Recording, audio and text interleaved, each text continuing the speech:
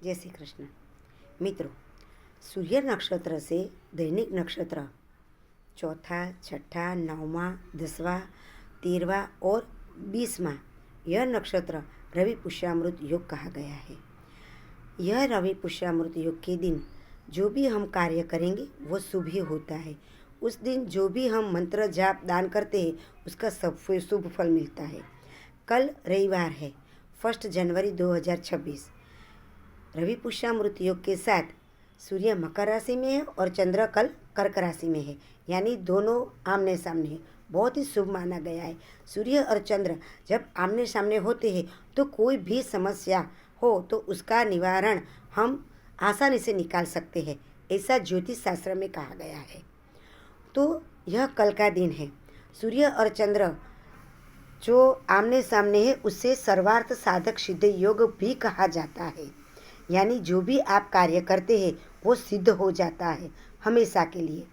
तो इस दिन जो उपाय होता है वो मैं आपको 2 बताने वाली हूँ। मित्रों, माघ मास की पूर्णिमा भी है कल, तो माघ स्नान करने का बहुत ही महत्व है कल का। गंगा नदी या फिर त्रिवेणी संगम जो भी स्थान है वहाँ पर स्नान करने का बहुत ही महत्व कहा गया है। अगर हम नहीं जा सकते तो घर में जो भी गंगा जल है वो भी हम स्नान करने के जल में मिश्रित करके स्नान करें तो भी अच्छा रहता है।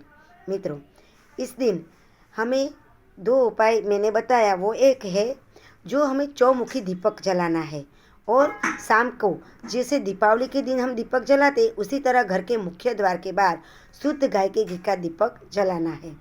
और एक दीपक सुबह पीपल के वृक्ष के नीचे जा करना है, और हमें पितरों का नाम देना है, यानी ज्ञात या अज्ञात जो भी हमें है पितरों का नाम वही देना है। पितृपक्ष का, मातृपक्ष का, अगर हमारी पत्नी है तो पत्नी के पक्ष में है उसका।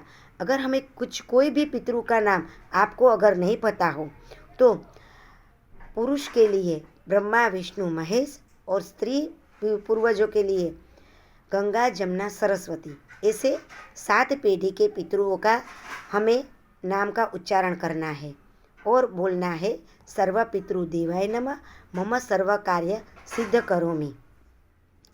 इस तरह से हमें दीपक जलाते समय करना है। और दूसरा, हम पीपल के वृक्ष के आगे पूर्व दिशा के सामने हमें रहना है, और जो तांबे के लोटे में जल, गंगा जल और मध मिश्रित करके थोड़ा तिल डालना है, और पीपल के वृक्ष की जड़ से हमें वह जड़ चढ़ाना है। जल चढ़ाते समय हमें यह मंत्र बोलना है कि अर्यमा नाम के पितृदेव हमारे घर में सुख शांति और समृद्धि का निवास हो, यह मंत्र बोलना है। दूसरा, इस दिन हमें सुबह से एक तांबे के लोटे में गंगा जल से मिश्रित जल करना है और उसमें थोड़ा तिल डालना है। यह जल हमें घर के मुख्य द्वार के बाहर रखना है, सारा दिन रखना है, पूरी रात रखना है। सुबह यह जल हमें घर में लेना है लोटा, और उसमें जो जल है वो सारे घर में छिड़कना है। हमें वो पानी भी पीना है और स्नान भी उसी से करना है। इसी से हमारे घर में सभी तरह की सुख शांति और समृद्धि रहती है। और जो भी आपकी समस्या हो, जैसे कि कोई कोर्ट कचहरी चल रही है या कोई बहुत ही कोई ज़्यादा कोई कर्ज हो रहा गया हो, तो जो भी आपकी समस्या है वो आपको इस दिन पितरों का नाम देकर वो समस्या हल करनी है। इस दिन ब्राह्मण को दान देना है, वस्त्र दान है, 7 धान का दान है, 6 रस का दान है।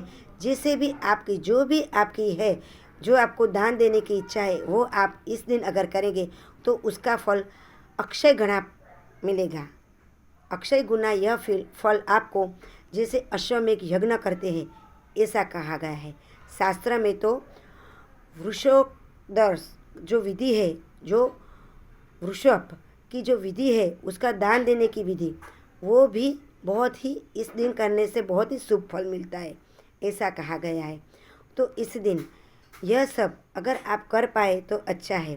अगर कुछ भी आप ना कर पाए तो इस दिन आप गीता जी यानी भगवत गीता का आप 7वें अध्याय का पठन करें और पितरों को अर्पण करें तो भी आपके लिए बहुत ही शुभ कहा गया है। आपकी कोई भी समस्या का हल यह भगवत गीता का 7वें अध्याय का पठन करने से भी हो सकता है। और 108 बार नमो भगवते वासुदेवाय यह मंत्र का जाप करना भी इस दिन शुभ माना गया है।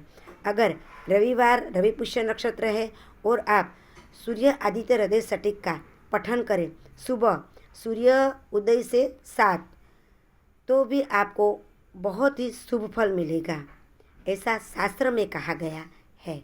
जय श्री कृष्ण।